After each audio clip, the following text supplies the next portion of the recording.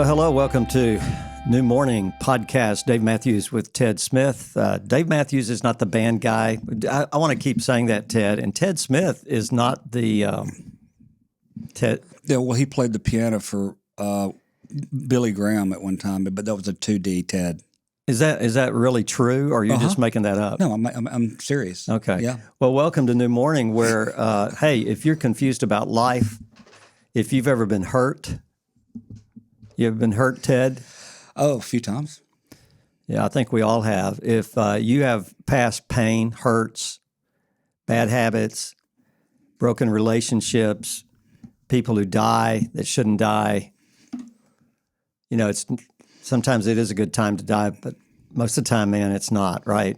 Right. So if you have anything in your past that you struggle with, this podcast is for you. Yeah. So if you have a heartbeat, if you have a heartbeat, we had a leaders retreat. By the way, Spark of Life is our nonprofit organization, and if you need help for anything, go there. And so we come out of a background of many years working with people who have screwed up past, and it's grief.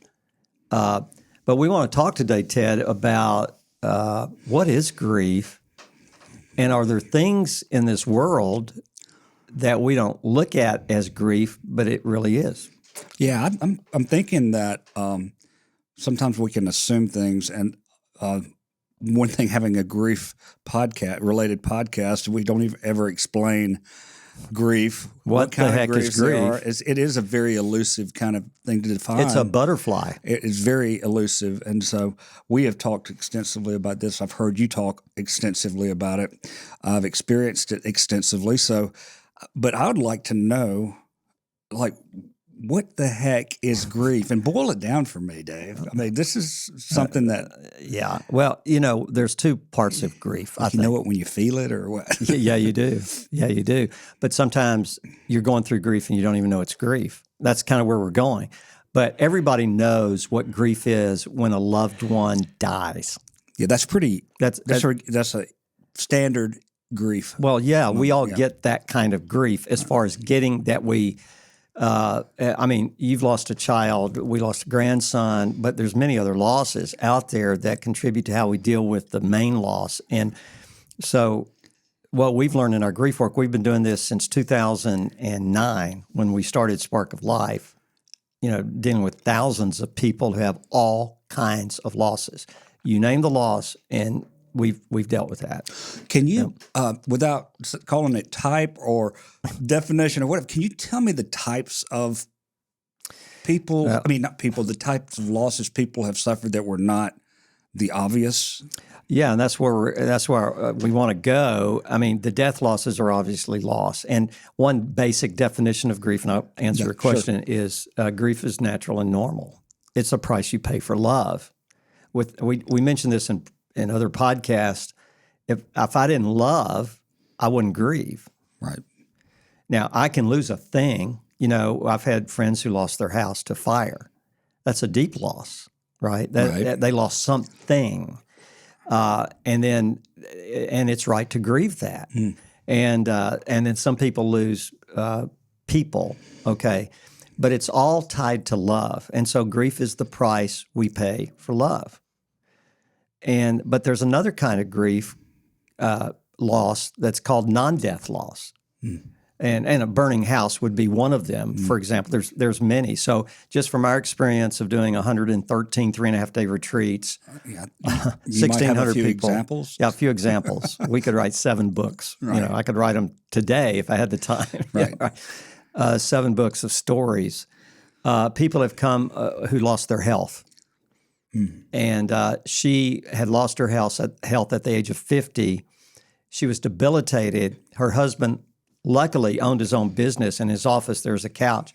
Literally for 2 years, she had to go with him to work and lay down on the couch, and he had to take care of her. You think that's a loss? Oh, absolutely. It's a huge loss. It's a non-death loss. Another definition helps with non-death losses. Grief is when a familiar pattern of living, is interrupted, changed, or ends. In other words, I'm in a rhythm of life, and let's say I lose my job. Right. and I have to move and put up a house for sale we've lived in 20 years, right? Right. That's a loss. Right. Because the way of normal living is ended or it's changed. Kids go off to college as a loss. The normal living or what you had expected to happen in life changed from the way you painted it on your canvas. Yeah. On your dream list, right? So let's just take marriage, for example. Right, your bucket list sprung a leak. Yeah. The bucket list of what you thought marriage would be like. And I don't know when the honeymoon period ended for people out there, but I know you're madly in love, you get married. You don't think about when you walk down the aisle or you stand before the officiant, you don't think about, okay, what are we going to do when trouble comes and who are we going to call? Why are you looking at me when you're saying that, Dave? Well, because number one, I'm talking with you. Oh, that's right. And you're right across the thing. I guess I'm just starting if to feel like that you're looking at me. That little stand in front of your face, right. I might feel a little better. It might be because I've had a divorce or 17. Yeah. Anyway. But okay, you take relationship loss. We'll talk about that later in more detail. But when your dreams are shattered, that's a loss. And it's a non-death loss. It could be non-death. Now, your dreams can be shattered with death loss. But let's just take non-death situations where you had a vision for your family and then your kids come and a kid becomes addicted to drugs or alcohol. Yeah. I've dealt with that all my life. Not in my personal family, just in my work with people. Or in that same, it's not not just that, but if you have expectations that you want your child to have a certain personality, to be X and he's Y, be gregarious and be a social dude or that gal, or an athlete, or whatever, like you were or like you expect them to be, you could. It's called loss. Rightly or wrongly mourn or grieve over that. Yeah. And when your life is disrupted and your dreams are shattered and you don't look at it as loss and grief, you might not handle it really well. If you can reframe it as, wait a minute, this is a grief situation. So, for example, we have some dear friends and they're the coolest people on earth. Almost as cool as you are, Ted Smith. Thank you so much. What did you say? Say that again. But they really are cool people, and they're dear friends, and I think he'd die for me, I'd die for him, that sort of friendship. Their first child was severely handicapped, okay, mentally, physically handicapped. And I got to know this very well. They had 2 other children after they had their first child, but that handicapped child, because of the special needs, and really they were told by experts, you've got to put her in a home or facility, and then they were talked into it. So what do you think they felt when they put their daughter in a facility? In other words, 24/7, she's going to live apart from them, and they're going to visit her once a week, maybe. Among a myriad of other things, guilt. Empathy or sympathy for the child having to not being able to experience what they experienced and what they expected for them to experience. Would they feel the thought of the child being in a place that didn't feel like home. Okay, and then could they have an opposite or conflicting feeling of relief? Yeah, I probably so. Oh yeah. But probably a guilt for feeling relieved. Absolutely. So you have conflicting feelings. There it gets a little complicated real quick. Yeah. With one little deal, not little deal, but. So if I don't recognize that as a grief situation, as a loss, and a lot of people don't. Right. And they say, what's wrong with me? What is wrong with me? How could I possibly have let my kid live in a facility? I must be a bad mother or bad father. And it's even worse because I feel good about it. But I feel bad, I feel good, so I'm sad, but I'm glad. What's the proper response, though? The proper response is to recognize it. To recognize it as normal. It's normal for me to feel this way. Absolutely. It's normal for me to be conflicted. It's normal for me to, feel bad for her. Yeah, let me ask all our viewers or listeners. Okay. And by the way, the listeners, I'm looking at the camera that's over there. Eli is our producer, and he's got 3 cameras here. So I'm looking at Eli, by the way, has most of the answers we don't. So when we don't have an answer, we turn to Eli. Eli's pretty cool. Okay, so let me ask the listeners and the viewers out there. Anybody have life not turn out the way you hoped? I'm going to act like I'm a viewer. Okay. Yes. Yes, of course you have. All right, now let me give you a serious illustration here of why this is important on non-death losses.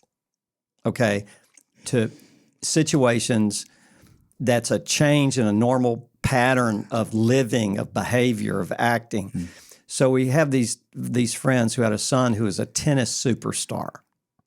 So he went to all the junior tournaments. I mean, from the time he was little, he had trainers, he had all that stuff. Yeah. His whole life, he won all these tournaments. Tennis prodigy. Yes. Okay. John McEnroe, Jimmy Connors are dating me again. Those 2 names, Bjorn Borg. I'm not sure if that's how you pronounce it. Yeah, Bjorn. Bjorn. That was an Arkansas pronunciation. I'm a Texan, not an Arkansas. For all my Arkansas friends, we lived there 20 years. Yeah. Okay. But anyway, when he graduated from high school, he had won 4 or 5 national awards. I mean, championships and stuff and various stuff in the tennis world. And his parents took him all over the place, camps, private lessons, everything.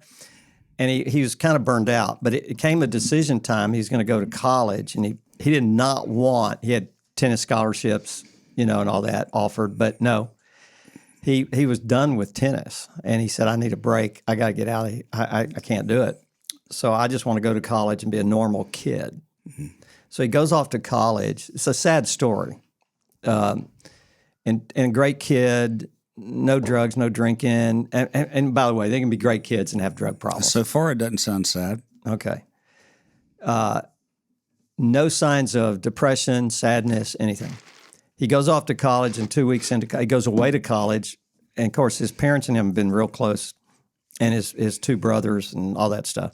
So he goes off to college, and in 2 weeks, he calls home, talks to his dad. Dad says, "Well, how's everything going, son?" He said, I don't know who I am.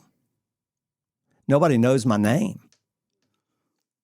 Nobody knows my name. He was pretty well known. Yes, in that world. In that industry. He's not in that world anymore. In that sport. I got you. So when he's registering or something, people are asking him, the people who work and say, "I need your identification." "Well, I'm so-and-so." Right. And he wasn't like cocky. It's not that, or arrogant. Nobody knew his name. And he didn't know anybody. Okay? So he's sad. And so his dad says, and he's a dear friend of mine, the dad, and dad says, "Son, that's normal." Good response. You're away from home really for the first time. You're in a new environment. It's okay for you to feel sad. Right. It's okay for you. Just hang in there. It'll get better. I promise you. When I went away to college, I was, that adjustment was tough. Right. And 2 weeks later, he kills himself. Whoa. So the parents come to retreat about 5 years later. You knew these folks? Oh, yeah. I met him because of the grief. Okay. So anyway, they come to a retreat, and they find out something at the retreat that made sense of the nonsense. I call it making sense of nonsense. And you've been through this, and I hate to trigger, but I mean, you know what we're doing here is a big trigger for our losses. Right. So anyway, they said he lost his identity. When somebody loses their identity, like who I think I am, and you lose it, it's called deep, deep, deep grief. Mm. It's a non-death loss before the suicide, right? Obviously. Right. Why did he do it? Hounds the parents. I was a bad parent. I didn't recognize his sadness, his depression, the signs. I know you've been through probably all of that. Mm. And so when they found out their son had lost who he was, it was a grief deal. It was a loss. It was a huge loss. So non-death grief needs to be recognized as grief. Why is that important? Because it's important for me to respond in a way that's healthy. When I recognize it for what it is, I normalize it. Right. So I'm sorry. Okay. No, go ahead. When you say non-death, but the son died, but it was... Yeah, I'm talking about obviously before he died, he was experiencing loss and grief. Gotcha. And nobody recognized it as that. That happened really fast. It did. It happened, I think, if I, some of the details of the story could be wrong, but basically I think it was a few weeks after he went to college. It might have been a couple of months. I don't know. That still would be very fast. Rapid. I mean, when I think of that kind of thing happening, in my case, it was something that trouble that was going on, brewing for longer than 2 months. It was over the course of years. And it was kind of a slow loss. And we're going to talk about that in our next or one of the future podcasts. Right.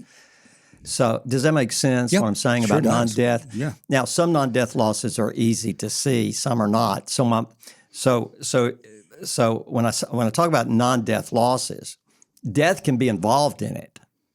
I mean, like in this case, but changing jobs. Yeah, changing jobs, retiring, moving. A breakup where you identify with the partner. Yeah, and you've been with them forever. Yeah, is that what you're referring to? Yeah, things like that. And divorce or breakup of any relationship that you think is going to be there for the rest of your life, for example, and you feel very confident, and then somebody betrays you, having affairs, but it doesn't even have to be affairs. Not even an affair. Yeah, it could just be a change. A change. We had one woman come to one of our Spark of Life retreats who was she was divorced from her first husband. She had kids by the first marriage, and then she's like in her 40s, and she started dating this guy. And they weren't married yet. She thought they were going to get married. And she got real close to his family, his kids. Her kids were kind of estranged from her, which is a loss. It's a non-death loss, right? Death of a relationship. Kids, her kids, probably because of the divorce and the messiness of it, taking sides. Anyway, whatever happened, she didn't have any relationship with her own biological kids. Right. She started dating a guy. He had a very open, welcoming family. She loved his mom and dad. She loved his kids. They started to love her, right? And then he broke up with her. What did she lose? The identity that she had with him. And with the whole family. And with the whole family, she didn't lose just his relationship. She lost relationship with his parents, with his kids. Right. And they had taken her in as part of the family. So she comes and she's there with people that had lost 2 kids, for example, to death. Did she have a right to be at the retreat? Oh, yeah. Absolutely. She was devastated. That's what we mean by non-death losses. It could be death of relationships. Okay. Can you dig down and give me some more examples of non-death participants? Well, yeah, it's death of who the heck am I? Okay, I'm getting personal here, but that's what you do with me. So what about, did you ever have a non-death loss? Me personally? Yeah. Absolutely. Absolutely. Like, you've changed careers a little bit, right? Yeah. I preached for 40 years. Every Saturday night when I began my sermon prep, that's a joke. Okay, but every Saturday night, it was tension building all week and then Sunday comes and I get up at 4 o'clock because I was a perfectionist. I went over my sermon over it, right? Yeah. And then I preached 3 or 4 times on a Sunday, right? Right. And that's then big Sunday, pretty big, 1,000 people, okay. 15. And then crash on Sunday night, crash. And the rhythm of that for over 40 years. Yeah. The rhythm of it, being with people all the time, blah, blah, blah. Then we quit that and we start Spark of Life and we go full time with Spark of Life. And I'm 6 months later, Debbie says, "What the heck is wrong with you?"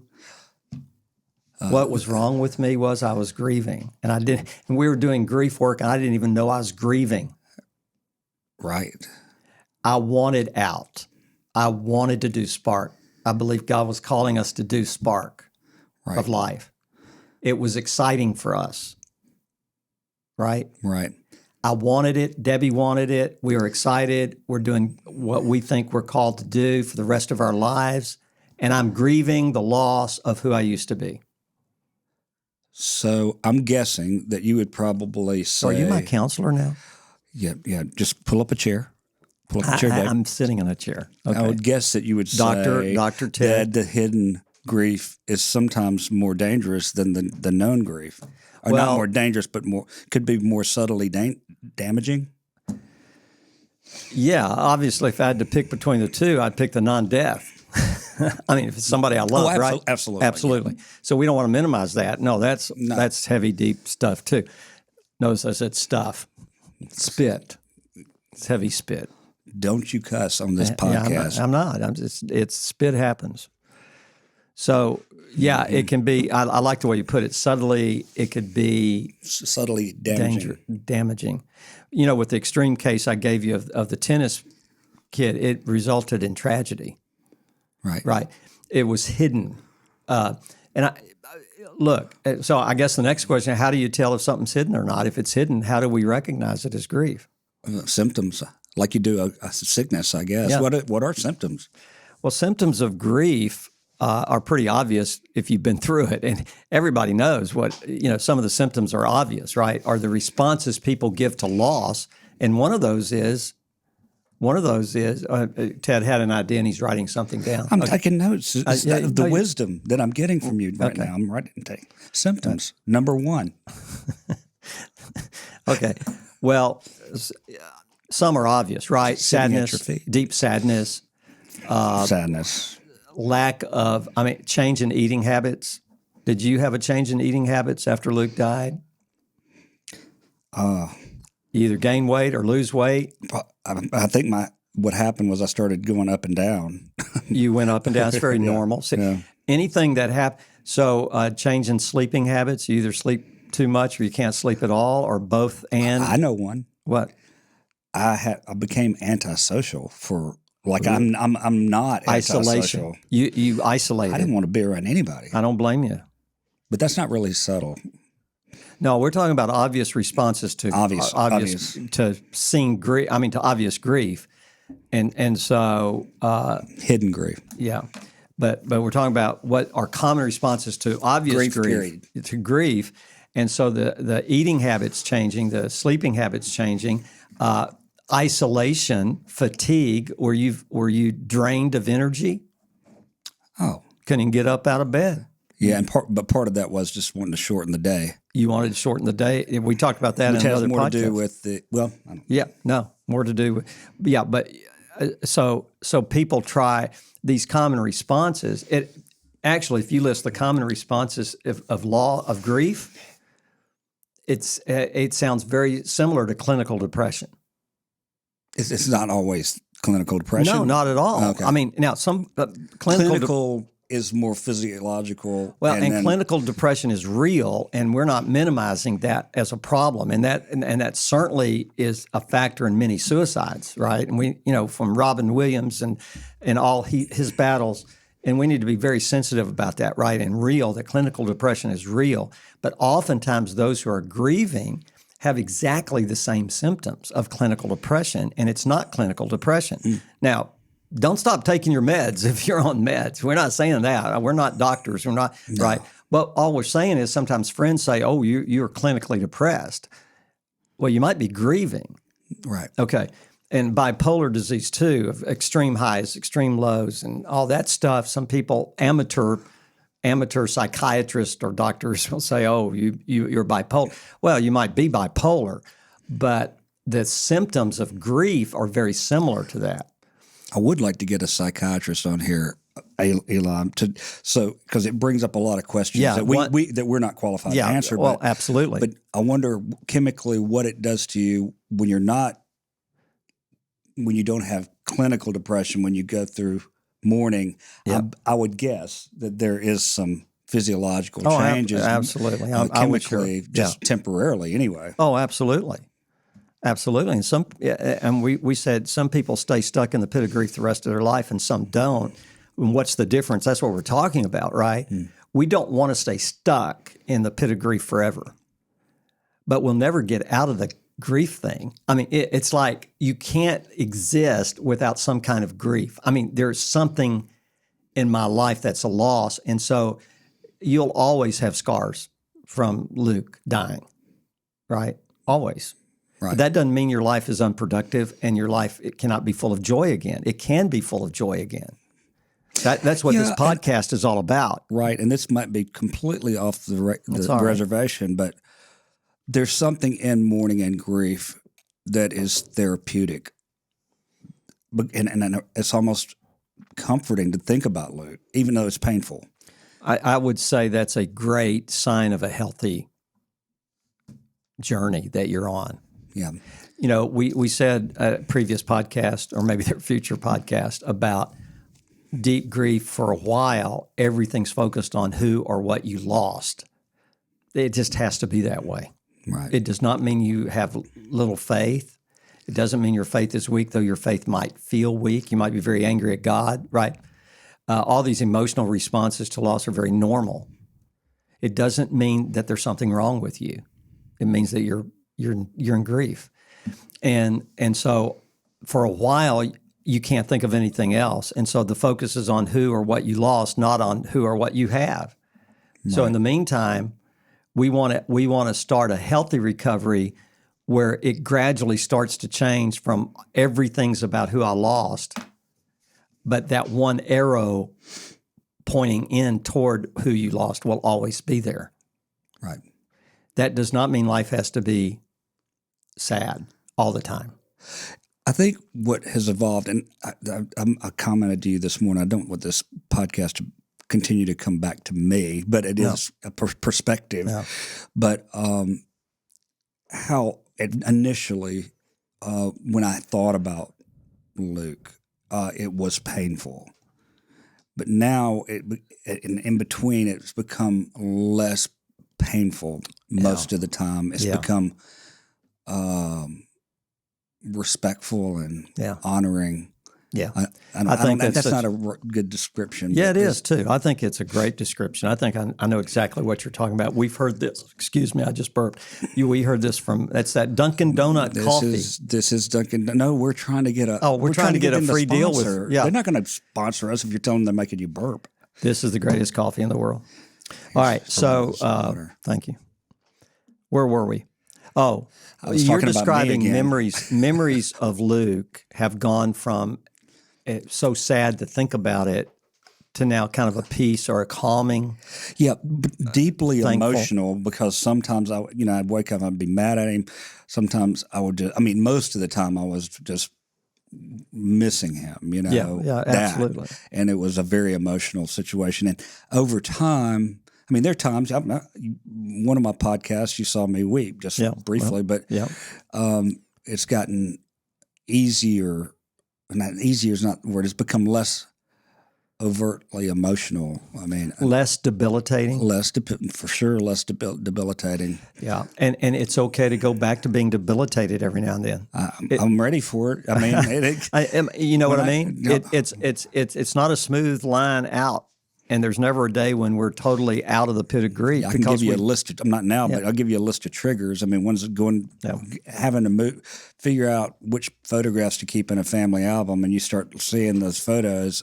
Take you down memory lane. And that's the nature of this beast of grief. But as people grow in their recovery, it doesn't mean you forget the loved one. And we're going to talk all about recovery, in another podcast. But it doesn't mean you forget the loved one, and it doesn't mean that you're not going to be sad again. It doesn't mean you have perfect days. It doesn't mean you're not affected. No, all that stuff is part of the process. But in the process, you can be living forward, not existing forward. And that is the big deal of having a thought process that it's okay for me to be where I am right now. Now, the problem with the symptoms, you said hidden grief, how do you get people to say, well, maybe it was a grief experience I'm going through if it's hidden? Well, what about your symptoms? Okay. That's why we go over the symptoms of obvious grief, you know. So my mom dies, and you would think, or let's just take my dad. My dad dies. He has Alzheimer's. David Matthews wanted Thomas George Matthews to die because he doesn't know anybody. He has Alzheimer's, and I am praying for him to die. Right? Right. And my prayer was, take him before Mom has to change his diapers. That did not happen. She changed his diapers. And Dave helped her do it. Right. The last week I was with him. Right. I wanted him to die. So when he died, so I'm grieving while he's alive. Right? Right. But I wanted him to die, so he dies, and everybody feels relieved and sad at the same moment, conflicting feelings. People would say that seems really selfish of you, Dave. Well, I don't care what they say because I own my own recovery. But I would say, I mean, to your defense, because I happen to understand what you're talking about. Well, of course that it's empathy, saying, would I want to be living like that? Living like that? No. Have I heard my mother say when she was healthy? Yeah. If I ever get like that, y'all take me out. Yeah. Well, I know. I know. And many people who might be viewing and listening to this are going to know exactly what we're talking about. If you've ever dealt with somebody with dementia or Alzheimer's, you know exactly what I'm talking about. Right. So hidden grief can even be through death. Well, when you want somebody to die, I'll give you a perfect example back to the handicapped child. We had another friend. She had a handicapped child. He happened to have the same birthday I did. So he was exactly my age, exactly. He screamed probably 8 hours a day, severely mentally handicapped from birth. And she loved her son deeply. Then her husband got Alzheimer's. Oh, well. And he had the same name as my dad. I mean, seriously, the same first two names, Thomas George. And her son was born, we were born on the same day. It's kind of eerie. Right. And then her husband died. Now she's left all alone with her son, and she was mourning her husband, but she was glad he died. Then her son died, and everybody thought, well, you can finally live again. Right? Right. For 55 years, she raised that boy. Right? Right. You think she grieved after he died? Yeah. Yeah. But the deal is the grief was complicated because she was glad he died. So you had this conflicting feeling. And so if you don't recognize that as normal, you think something's wrong with you and it complicates your recovery and you're stuck. I'll tell you. Does that make any sense? Total sense. And I was thinking of another example related to the slow grief for loved ones who are still here but are not really here or bad situation. I have a relative that is living but is not there, doesn't know anything, and just a lot of different things like that. And there are times when I feel like I should go, and I'm like, I don't really want to. So you don't want to even be there. I don't. I don't blame you. I don't. I know. I love this person, and I want to honor them, but it's extremely difficult, and especially. So you're in grief right now while they're still alive. I think that is, and that's a non-death loss. Yeah. Right. So, yeah. See, and how do you recognize hidden grief? And I know we got to wrap this up. I don't know how long we've been going. Eli, how long 35. Oh, is that all? All right. That's why we pay that boy. Okay, 30. I just want to go ahead. Go ahead. Well, I was saying, how do you recognize it? It's the symptoms. Yeah. So when my mother died, and I wanted her to die, quote unquote, wanted her to die because she had 2 or 3 types of cancer. Her mind was good. I didn't really want her to die. Right. I'm not saying I hope she dies today. It's not that. It's just that she was finally released, right, when she died. So I had the conflicting feelings. So anyway, 6 months pass, and I think I'm not grieving. This is called hidden grief too. Right. I obviously you grieve when your mom dies, and I loved her dearly, blah, blah, blah. But 6 months later, Debbie noticed patterns of behavior that I had that was telling her that I was grieving. Right. Like me not being as kind to her, like me isolating, Right. like me being grumpy. And no comments there. I know I'm grumpy sometimes. All right. So, okay. So I was exhibiting some behaviors that were shouting to her that you're grieving. Because we had been doing this grief work for a long time, and we had talked about this with other people. I'm thinking I'm not grieving because I'm okay with it, but there was unfinished business with Mom that I'd never addressed. There's unfinished business. I had some resentments I'd never talked about. Right. I was grieving and didn't know it. And then when she pointed it out to me, I said, oh my goodness, I'm grieving. My mother's death 6 months ago. I thought I was okay with it. So I had to complete the incompletes. We'll talk about that in future podcasts, but I had to wrap it up. I had to write her a letter. I had to say, I forgive you for hurting me. Right. Yeah. Does that make sense? It makes total sense. Yeah. Now, So that's called hidden grief too, even though it's pretty obvious, but it wasn't to me. okay. So I'm right now. I'm thinking about a listener, and it happens to be, let's just say, Uncle Carl. My Uncle Carl. Okay. He's from Mississippi, so he has a little accent. Okay. So you grief guys, y'all are everything. There's grief behind every bush, and so are there instances where you don't have grief, but you have some issues? We're going to get cards and letters from Mississippians. Well, I happen to love Mississippi, so you can talk about my but every mama, but don't talk about Mississippi. Every Mississippian doesn't talk like that. I didn't say necessarily Mississippi. He moved from West Virginia. Well, there you go. West Virginia. I love West Virginia too. My sister. Or Massachusetts. Eli. That's right. All right, quick. Can you spell Mississippi, Massachusetts without making one mistake in the next 5 seconds? No, don't even try. I mean, of course I know how to spell Mississippi. Okay, so there's 7 S's. Did you in hear what Uncle Carl asked you?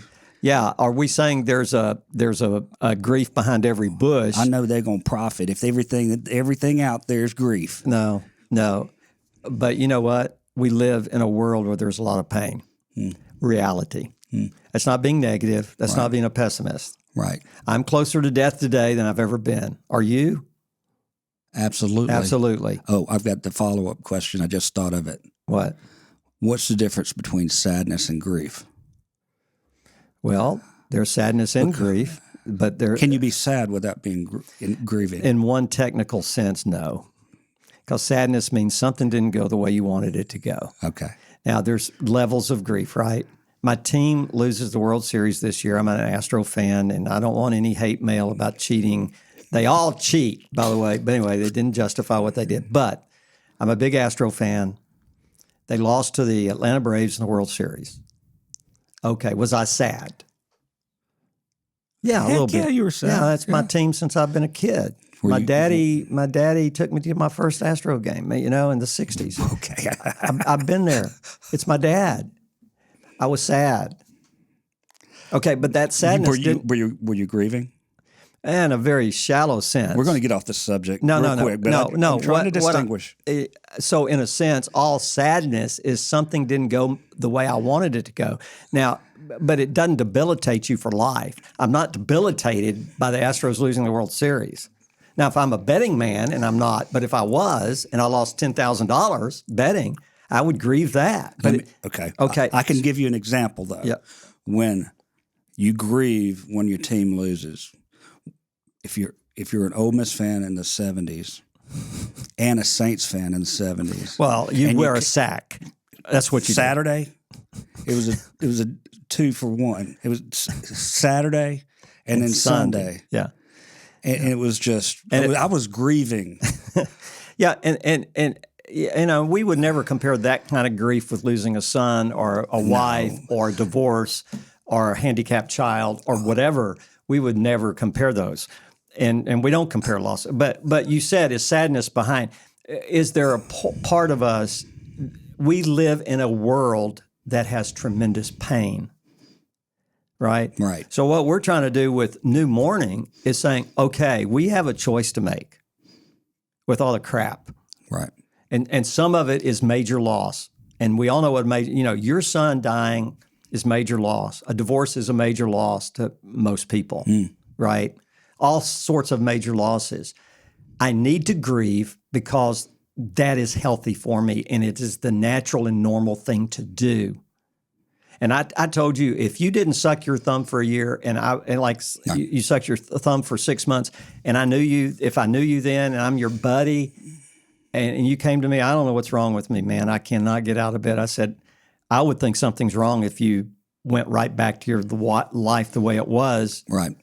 I would say that ain't good, Ted. You need to deal with your crap. Right. You need to suck your thumb for a while. So reality is this life's tough, and reality is there's loss all the time. And the reality is I need to normalize my grief and then not give up on life. Right. I can live forward through my grief and loss to a rich and fulfilling life again that's full of meaning and purpose.